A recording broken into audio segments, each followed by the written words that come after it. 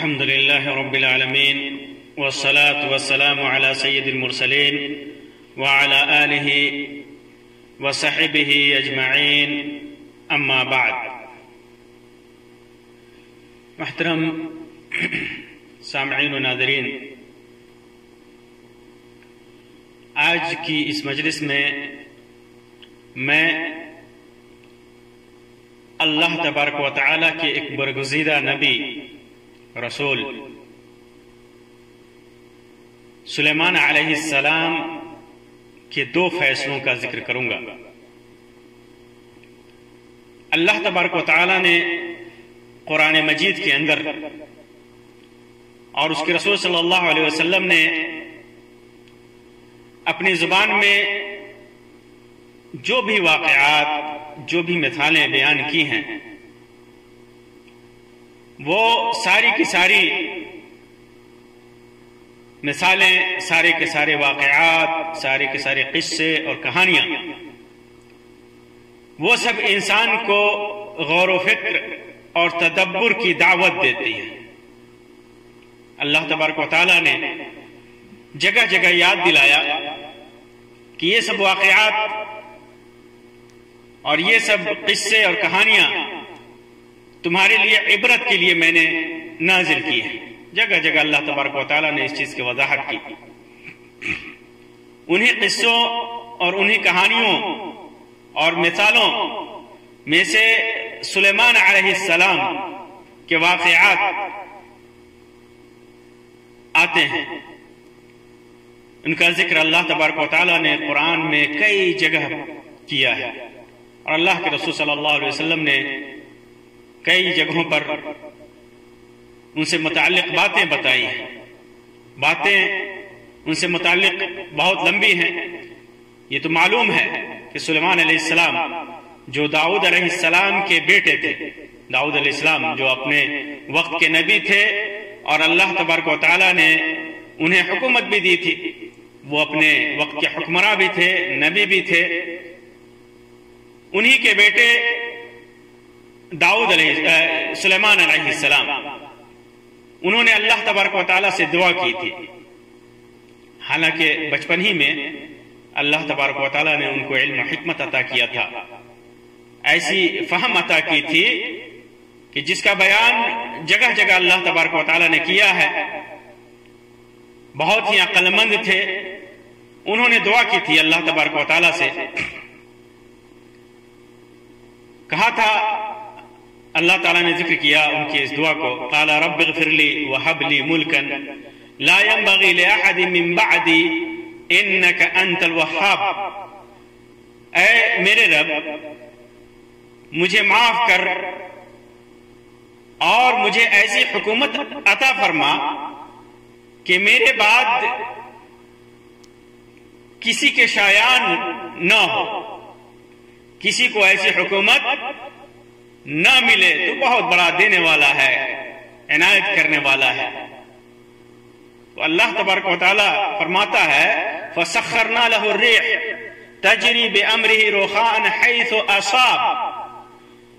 تو اللہ تعالیٰ کہتا ہے کہ میں نے اس کو ایسی حکومت دی کہ ہوا کو اس کے تابع کر دیا، ہوا کو اس کے تابع کر دیا، اور وہ ہوا اس کے حکم سے بڑی نرمی سے چلتی تھی۔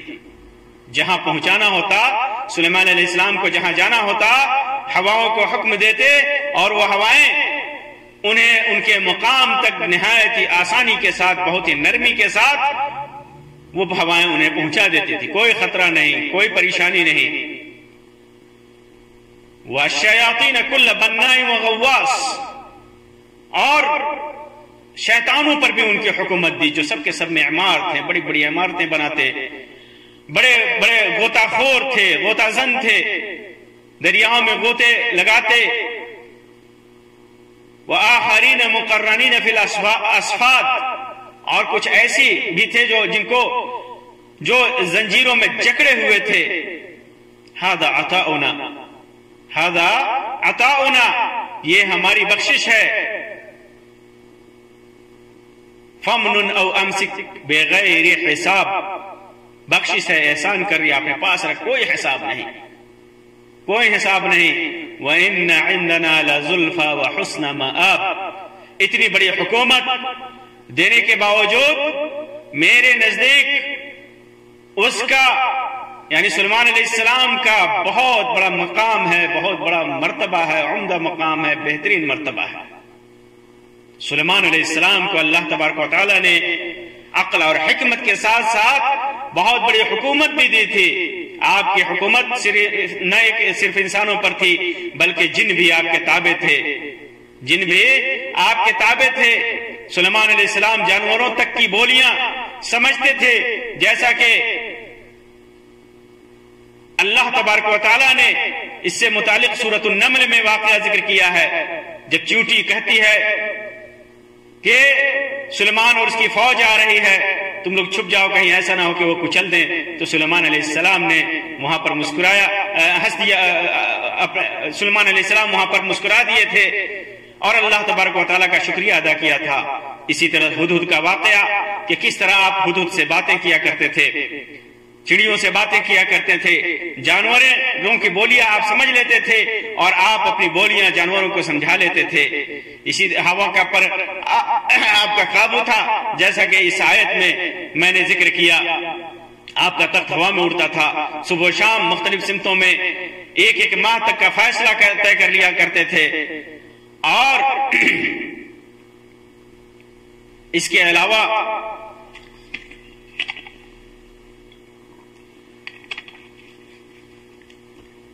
اللہ تبارک و تعالیٰ نے آپ کو اپنا مقرب بندہ بنا رکھا تھا. آئیے میں آپ کے سامنے جن دو واقعات کا ذکر کر رہا ہوں اس کا بیان کروں. دو فیصلے جو سلیمان علیہ السلام نے کیے تھے، وہ دو فیصلے کیا تھے؟ انہوں نے اپنے باپ کے سامنے داؤد علیہ السلام کے سامنے کیا تھا، اور داؤد علیہ السلام نے ان فیصلوں پر ان کی تعریف کی تھی. اس ان فیصلوں میں سے ایک کا ذکر اللہ تبارک و تعالی کرتے ہوئے فرماتا ہے وَدَاؤُدَ وَسُلَيْمَانَ إِذْ يَحْكُمَانِ فِي الْحَرْثِ إِذْ نَفَشَتْ فِيهِ غَنَمُ الْقَوْمِ وَكُنَّا لِحُكْمِهِمْ شَاهِدِينَ.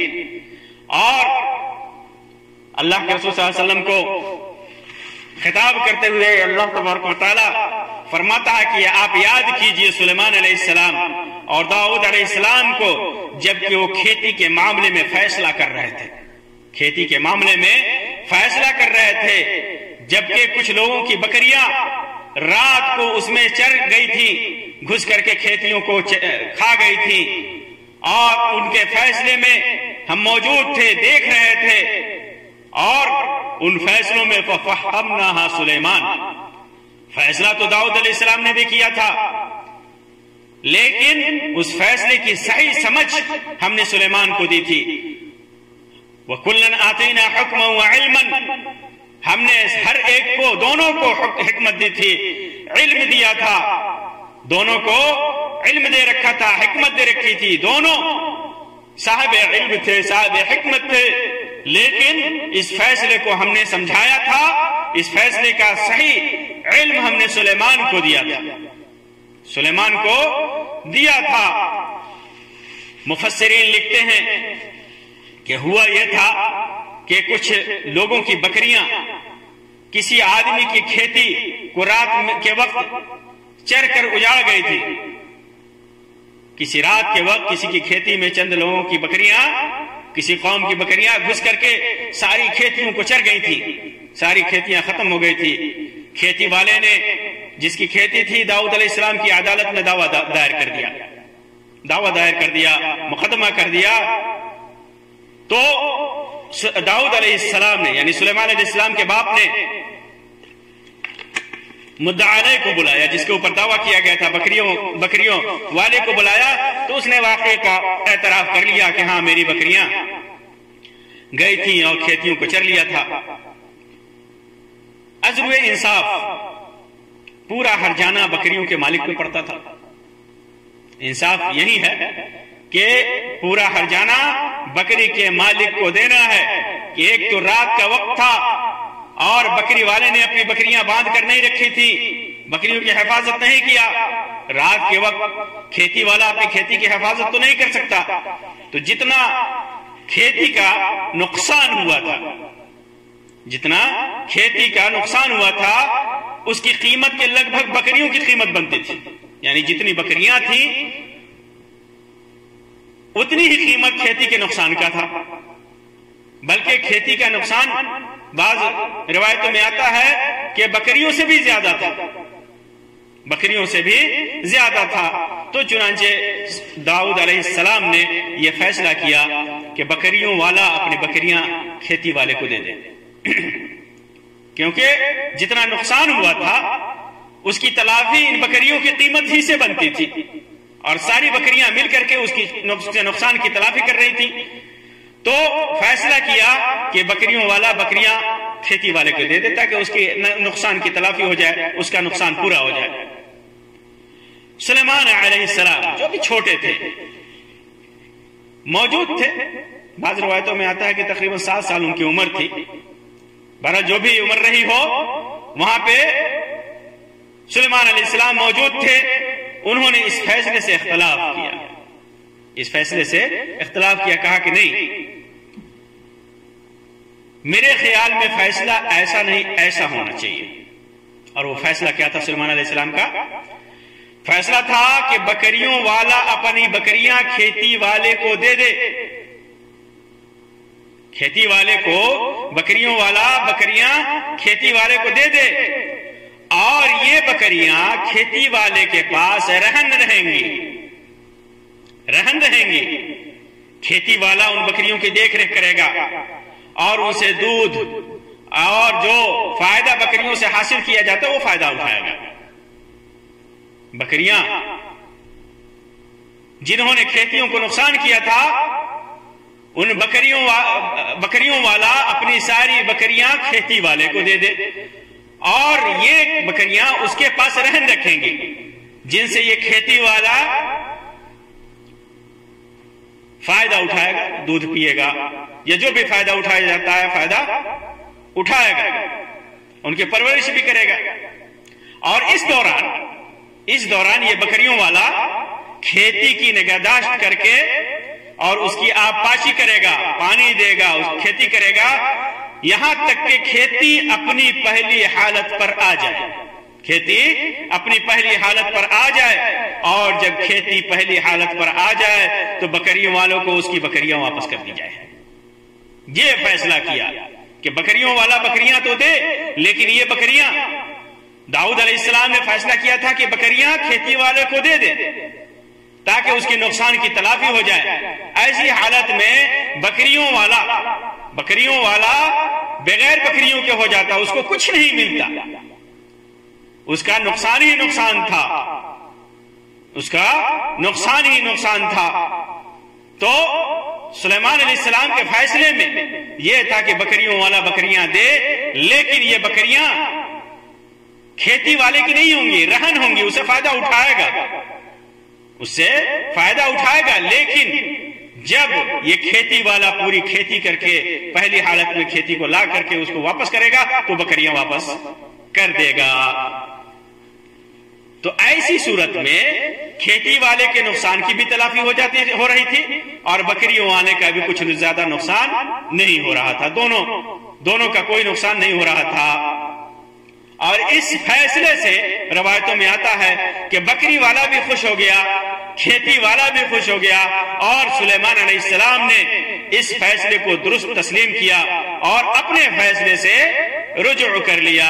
اسی فیصلے سے متعلق اللہ تبارک و تعالی نے سلیمان علیہ السلام کو سمجھایا، کہا کہ وَدَاؤُودَ وَسُلَيْمَانَ يَحْكُمَانِ فِي الْحَرْثِ إِذْ نَفَشَتْ فِيهِ غَنَمُ الْقَوْمِ وَكُنَّا لِحُكْمِهِمْ شَاهِدِينَ۔ اسی فیصلے کی تعریف اللہ تبارک و تعالیٰ نے کی اور یاد دلایا انصاف اپنی جگہ پر ہے، فیصلے میں عدل اپنی جگہ پر ہے۔ تو یہ ایک فیصلہ سلیمان علیہ السلام کا جس کا ذکر قرآن مجید میں اللہ تبارک و تعالیٰ نے کیا۔ دوسرا فیصلہ، حکمت سے بھرا فیصلہ، حکمت سے بھرا فیصلہ جس کا ذکر اللہ کے رسول صلی اللہ علیہ وسلم نے کیا ہے، جیسا کہ صحیح بخاری اور صحیح مسلم وغیرہ کی روایت ہے ابو ہریرہ رضی اللہ تعالیٰ عنہ سے کہ اللہ کے رسول صلی اللہ علیہ وسلم نے ارشاد فرمایا کہ سلیمان علیہ السلام کے زمانے میں دو عورتوں میں ایک شیر خوار دودھ پیتے ہوئے بچے سے متعلق جھگڑا ہو گیا. ایک عورت، دونوں عورت کے بچے تھے. بعض روایتوں میں آتا ہے کہ دونوں سفر میں تھے سلیمان علیہ السلام. اسی دوران یہ واقعہ پیش آیا. تو ایک عورت کے بچے کو بھیڑیا اٹھا کر لے گیا، کھا گیا. بھیڑیا کھا گیا اور ایک بچہ بچ گیا دونوں میں سے. تو دونوں عورتیں باقی بچے سے متعلق آپس میں جھگڑنے لگی. دونوں کا دعویٰ تھا کہ یہ میرا بچہ ہے. یہ کہتی تھی میرا بچہ ہے، دوسری کہتی تھی اور یہ دوسری کے بچے کو بھیڑیا لے گیا، اور دوسری کہتی تھی کہ نہیں یہ میرا بچہ ہے اور اس کے بچے کو بھیڑیا لے گیا. داؤد علیہ السلام کے پاس جب معاملہ پہنچا تو انہوں نے جو فیصلہ سنایا، سلیمان علیہ السلام کے والد داؤد علیہ السلام کے پاس جب مقدمہ پہنچا تو انہوں نے فیصلہ سنایا اور فصل قضایہ کے اصول پر مقدمہ کی روداد سن کر کے بڑی کے حق میں فیصلہ کر دیا. اصل میں یہ فیصلہ نہیں ہو پا رہا تھا. ظاہر بچہ جو ہے بڑی کے گود میں تھا، جو بڑی عورت تھی اس کے گود میں بچہ تھا، اور چھوٹی اس قبضے کے خلاف کوئی دلیل نہ پیش کر سکی، کوئی گواہ نہ پیش کر سکی.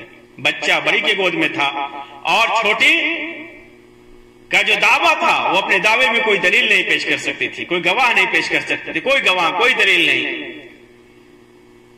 جب تو سلیمان علیہ السلام داؤد علیہ السلام نے جو فیصلہ دیا وہ بڑی کے حق میں دیا، کہ بڑی کے حق میں اس لیے دیا کہ بڑی کے پاس بچہ موجود ہے. یہ فیصلہ سن کر کے عورتیں جب واپس ہوئیں تو سلیمان علیہ السلام کے پاس سے گزری تو انہوں نے ان کے معاملے کی تفصیل دریافت فرمائی اور یہ سن کر کے کہا کہ ایسا کرو کہ ایک چھری لاؤ اور اس بچہ کے دو ٹکڑے کیے جائیں، ایک بڑی اور ایک چھوٹی کو دے دیا جائے. دو ٹکڑے کر کے ایک حصہ بڑی کو دے دیا جائے اور ایک حصہ چھوٹی کو دے دیا جائے. یہ فیصلہ سننا تھا کہ بڑی خاموش رہی. بڑی نے کچھ نہیں کہا، اس فیصلے پر خاموش رہے، لیکن چھوٹی کا دل تڑپ اٹھا. اس فیصلے سے چھوٹی کا دل تڑپ اٹھا. وہ چلانے لگی، منت و سماجت کرنے لگی اور کہا کہ اللہ کے لیے اس بچے کے ٹکڑے مت کرو، اس بچے کے دو ٹکڑے مت کرو. میں بڑی کے حق میں دستبردار ہوتی ہوں، میں یہ بچہ بڑی کو دے دیتی ہوں. مجھے یہ بچہ نہیں چاہیے، لیکن اس بچے کو قتل مت کرو، اس بچے کے دو ٹکڑے مت کرو. یہ ماں کا دل ہوتا ہے، یہ ماں کا دل ہوتا ہے. کسی بھی حالت میں اپنے بچے کی تکلیف برداشت نہیں کر سکتی. یہ سننا تھا. سلیمان علیہ السلام کو سمجھ گئے کہ حقیقت میں یہی ماں ہے، کہ جو عورت اپنے بچے کی تکلیف نہیں برداشت کر سکتی، وہ یہ نہیں برداشت کر سکتی کہ اس کے بچے کو دو ٹکڑے کیا جائے. بڑی خاموش ہے. اس کا مطلب یہ ہے کہ اس بچے سے متعلق اس کا دل محبت سے لبریز نہیں ہے، وہ خاموش ہے. اور جس دل میں محبت ہے وہی ماں ہو سکتی ہے. جس دل میں تڑپ ہے اس بچے کی تکلیف پر، اس بچے کے قتل پر، وہی ماں ہو سکتی ہے. تب سب کو یقین ہو گیا کہ یہ بچہ چھوٹی کا ہے اور بڑی کا جھوٹا دعویٰ ہے. چنانچہ اس بچے کو لے کر کے سلیمان علیہ السلام نے چھوٹی کو دے دیا. یہ دو فیصلے سلیمان علیہ السلام کے قیامت تک لوگوں کے درمیان بیان کیے جاتے رہیں گے. ان دو فیصلوں کا ذکر اللہ تبارک و تعالیٰ نے اور اس کے رسول نے اس انداز میں کیا ہے کہ لوگ اس سے نصیحت حاصل کریں، عبرت حاصل کریں اور یہ سمجھ لیں کہ یہ انبیاء کرام یہ انبیاء کرام اللہ تبارک و تعالیٰ کے برگزیدہ انبیاء اور رسول ہیں. اللہ تبارک و تعالیٰ کے کروڑوں کروڑ ان کے اوپر درود و سلام ہو اور ان کے ساتھ ہمارے نبی اکرم صلی اللہ علیہ وسلم پر درود و سلام ہو. وآخر دعوانا ان الحمد للہ رب العالمین وصلی اللہ علی خیر خلقہ وسلم. والسلام علیکم ورحمۃ اللہ وبرکاتہ.